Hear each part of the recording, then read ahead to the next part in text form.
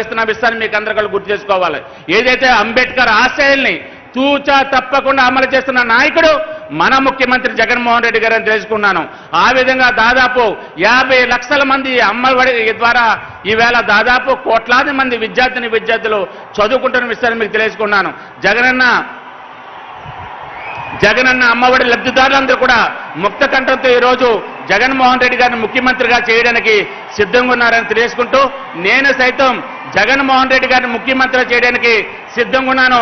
మీరందరూ కూడా లక్షలాదిగా ఏలూరు తరలివచ్చినటువంటి వైఎస్ఆర్ కాంగ్రెస్ పార్టీ కార్యకర్తలందరూ కూడా జగన్మోహన్ రెడ్డి గారిని ముఖ్యమంత్రిగా చేయడానికి మీరంతా కూడా సిద్ధంగా ఉండాలని తెలియజేసుకుంటూ మీ వద్ద సెలవు తీసుకున్నాను. Thank you.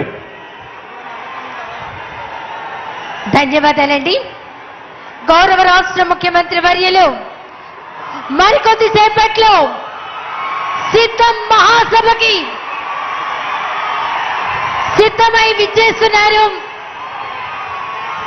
తర్వాత విజయవాడ పశ్చిమ నియోజకవర్గ శాసనసభ్యులు గౌరవనీయులు వెల్లంపల్లి శ్రీనివాస్ గారిని మాట్లాడవలసిందిగా కోరుతున్నాం.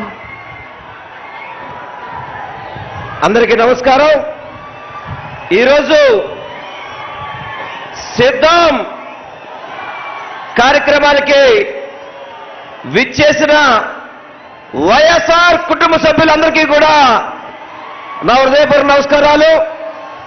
వేదిక మీద ఉన్న పెద్దలకి, వేదిక ముందున్న వైఎస్ఆర్ కుటుంబ సభ్యులందరికీ కూడా నా హృదయపూర్వక నమస్కారాలు. ఈరోజు ఏదైతే వైఎస్ జగన్మోహన్ రెడ్డి గారు 175కి 175 గెలవాలని చెప్పి ఒక సంకల్పంతో ముందుకెళ్తున్నారు. ఆ సంకల్పానికి మేము సిద్ధంగా ఉన్నామని చెప్పి చేసిన మీ అందరికీ కూడా నేను హృదయపూర్వకంగా నమస్కారాలు తెలియపరచుకుంటున్నాను. గతంలో 14 సంవత్సరాలు ముఖ్యమంత్రి చేశాడు. 40 ఏళ్ళ ఇండస్ట్రీ అని చెప్తాడు. ఒక